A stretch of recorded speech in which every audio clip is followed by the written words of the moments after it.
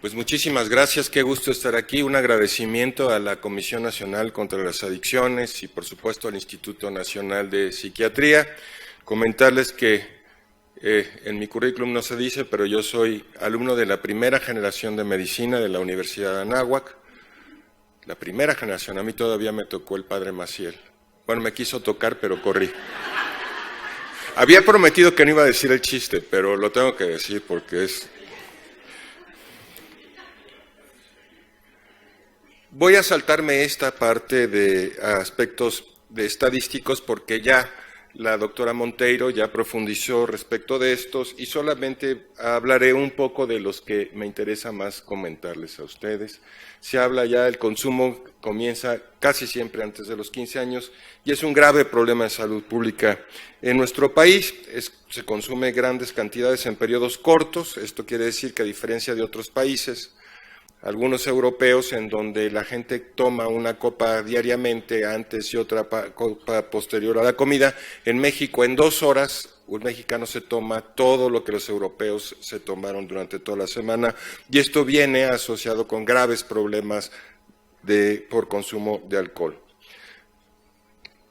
4 de cada 10 menores de edad han consumido alcohol alguna vez en la vida y el 8.3 consumieron 5 copas o más en el último mes. Esto es una cifra de lo que nos está hablando de este consumo explosivo y que está asociado con otro tipo de problemas. No solamente problemas físicos como la cirrosis hepática, aquí vemos un hígado normal, vamos a ver un hígado cirrótico y parece ser durante mucho tiempo se pensó que la cirrosis hepática pudiera tener una asociación con una bacteria que se llama Enterobacter. Sin embargo, se ha resuelto que esto no es real. Los mexicanos somos genéticamente más vulnerables al desarrollo de la cirrosis hepática, aún consumiendo menos alcohol que otras poblaciones. Vemos aquí una tomografía de emisión de positrones, vemos el daño. Esta es una tomografía de emisión de positrones. Lo que hace la tomografía de emisión de positrones es que se inyecta una sustancia que se llama raclopride. Y el raclopride lo que va a hacer es que va a buscar receptores D2 que están desocupados.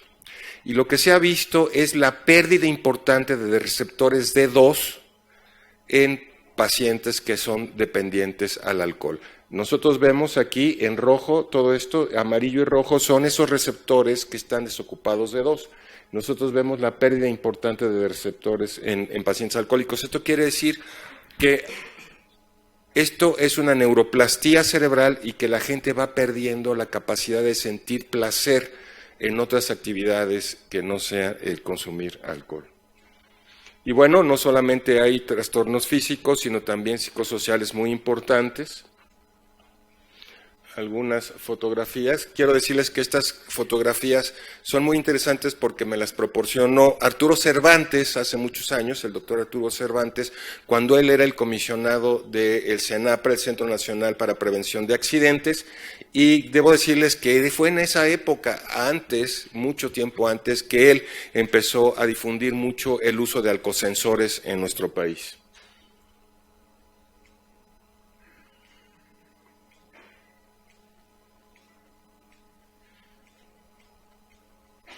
Quiero comentarles también algo, compartir con ustedes. Hay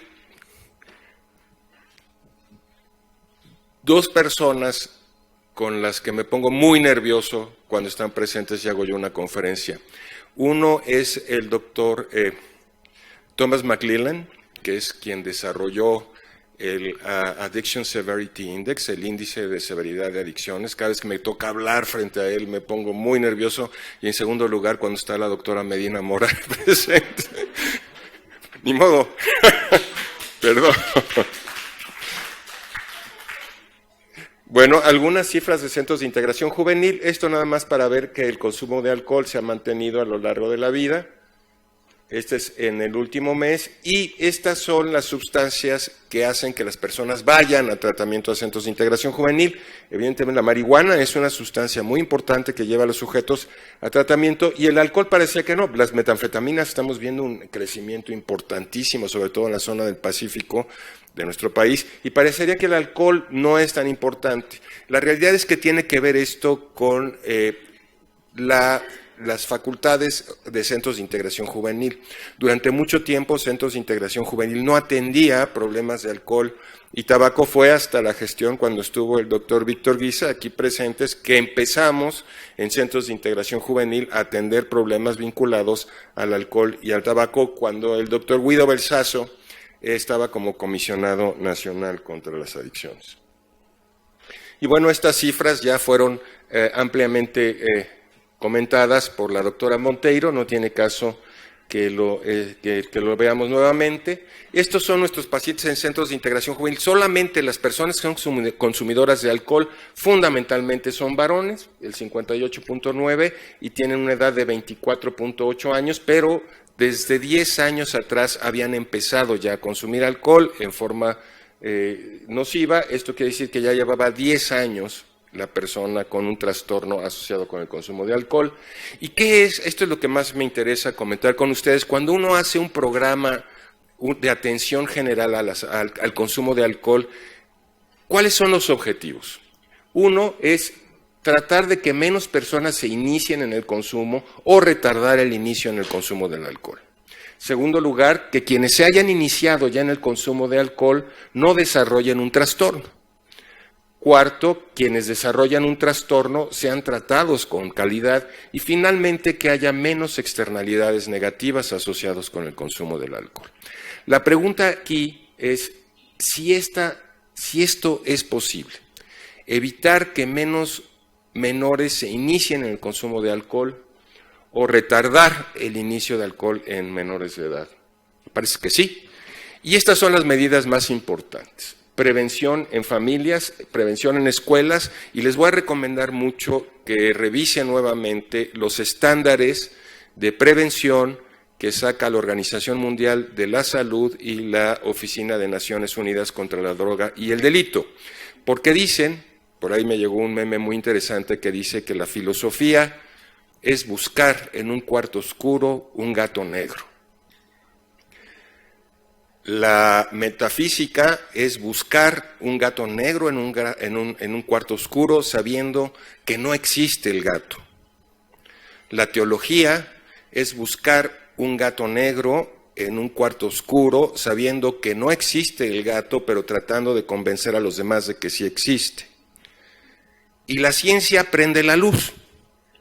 Y esto es lo más importante que quiero compartir con ustedes. Estas medidas de prevención son medidas que tienen que estar fundamentadas en la evidencia. Y por eso estos estándares internacionales de prevención son muy importantes, porque muchas veces vemos una serie de medidas adoptadas que sabemos que solamente es tirar el dinero a la basura. Lo más importante es prevenir con familias y prevenir en escuelas, pero hay 3 componentes en la prevención que son fundamentales. Uno, los contenidos de los mensajes. 2, la intensidad y la frecuencia de los mensajes. Y 3, la persona que hace la entrega de los mensajes. Si nosotros vamos y solamente damos pláticas en las escuelas, saben que sí, el conocimiento es importante, es fundamental, pero no modifica el comportamiento. Pero abre las puertas. Es importante la sensibilización de las autoridades, en las escuelas, de padres de familia, de alumnos, pero a mayor frecuencia y a mayor número de intervenciones, las posibilidades de que los alumnos o de que los jóvenes no desarrollen un trastorno relacionado con el consumo de alcohol es más probable. Y sobre todo, la preparación de las personas que están dando los mensajes y los materiales son fundamentales. El control de la venta a menores es fundamental.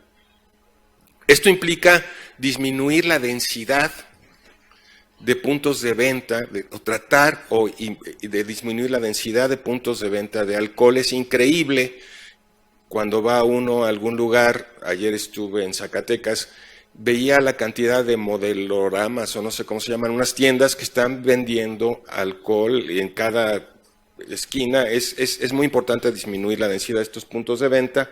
Hay que tener control estricto de la publicidad, pero algo que es muy importante es que el control estricto de la publicidad tiene que estar a cargo del Estado.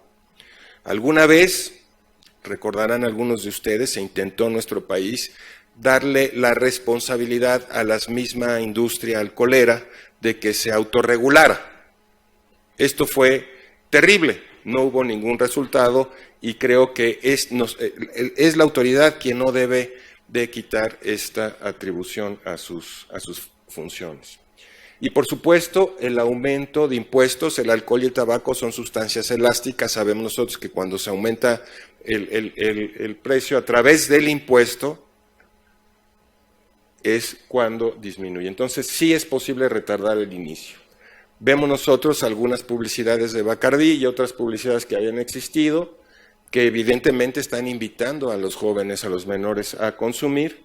Y esta es muy interesante porque hay que echarle cerebro, pero está interesante. Vean las rodillas. Uno se pregunta por qué tiene moretones en las rodillas, ¿no? Y esto está asociado con el consumo de alcohol. ¿Qué podemos hacer para que quienes se inicien o desarrollen un trastorno? Fundamentalmente, identificar tempranamente con intervenciones oportunistas. Y esto es muy importante. Los menores o los jóvenes no van al médico. Quienes van habitualmente a los médicos son los niños, que los llevan sus madres, las mujeres embarazadas y los adultos mayores. Necesitamos hacer lo que se llama el outreach. Tenemos que salir nosotros de donde estamos y buscar a estos jóvenes con dentistas, con psicólogos, en las escuelas y hacer el screening, sí, hacer el tamizaje, no solamente buscando vulnerabilidad, sino también buscando ya patrones de uso nocivo, para poder tener entonces intervenciones oportunas. ¿Qué necesitamos para aumentar el tratamiento o que las personas que han tenido un trastorno sean tratadas con calidad? Pues más y mayor infraestructura, necesitamos más. Y necesitamos personal de salud con mayor y mejor entrenamiento. La importancia de la certificación que hace la Comisión Nacional contra las Adicciones es fundamental. Vean ustedes algunos tratamientos. Estas imágenes son proporcionadas por un centro de tratamiento en Querétaro. Son intervenciones actuadas por estas personas para llamar la atención de la importancia de la certificación de los establecimientos. Esto es muchas veces, ahora sí que te echo humildad, dicen, y te voy a bajar la soberbia, y utilizan este tipo no en todos, por eso la importancia de que estén certificados. Me alegra mucho ver la cantidad importante de centros certificados en Baja California.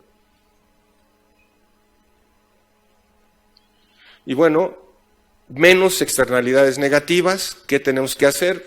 Identificar a través de intervenciones oportunistas, aumentar densidad de puntos con alcosensores, pero algo que es importante para que un alcosensor, hay 3 palabras que deben emplearse para que funcionen las cosas en la prevención: educación, persuasión y disuasión.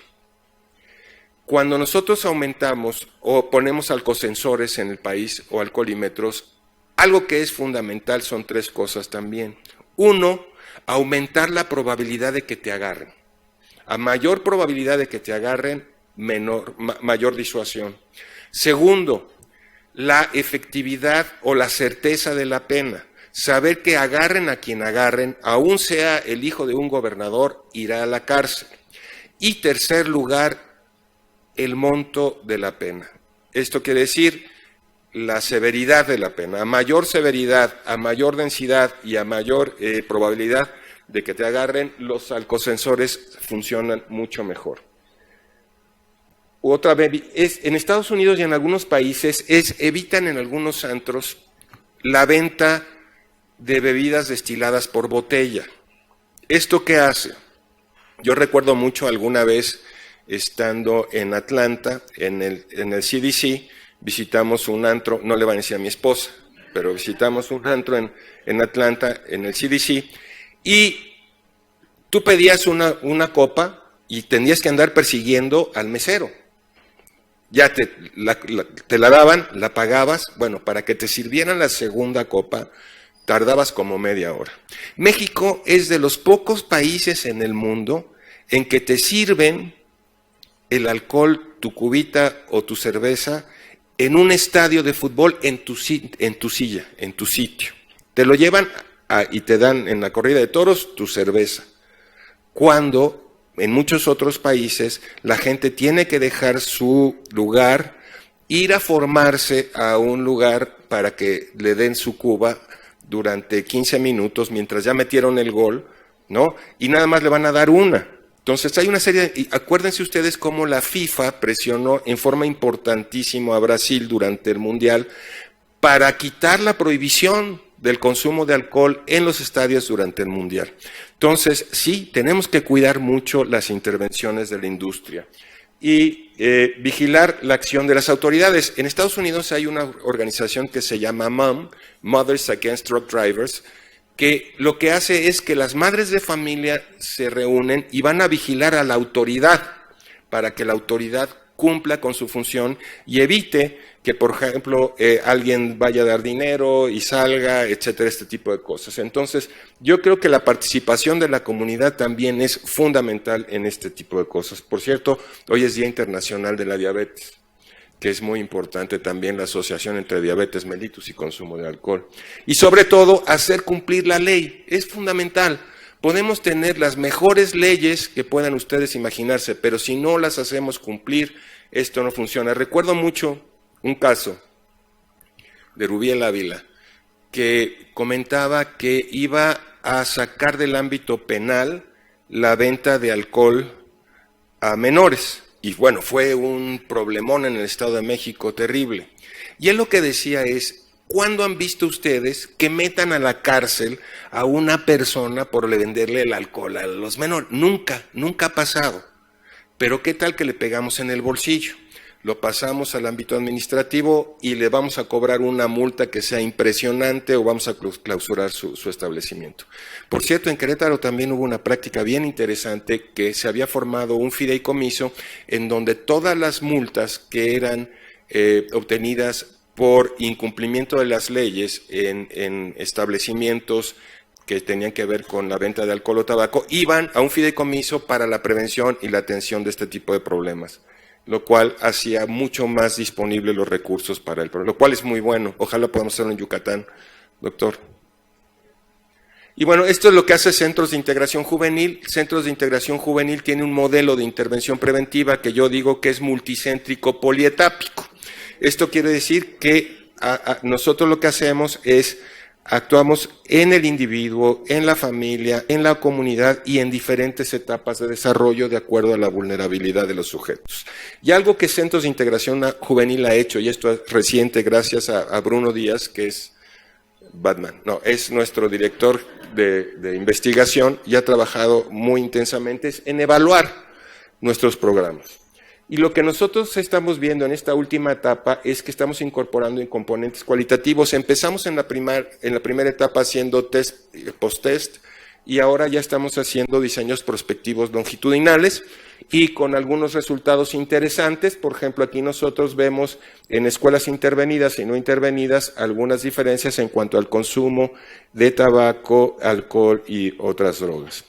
¿Qué es lo más importante? Qué bueno que hacemos nuestros programas, que nuestros programas incorporen aspectos de evaluación, pero sería muy interesante también que alguna agencia externa a Centros de Integración Juvenil pudiera evaluar a los Centros de Integración Juvenil y otro tipo de intervenciones, porque, repito, lo más importante es que nuestras intervenciones estén fundamentadas en la ciencia. Muchas gracias por su atención.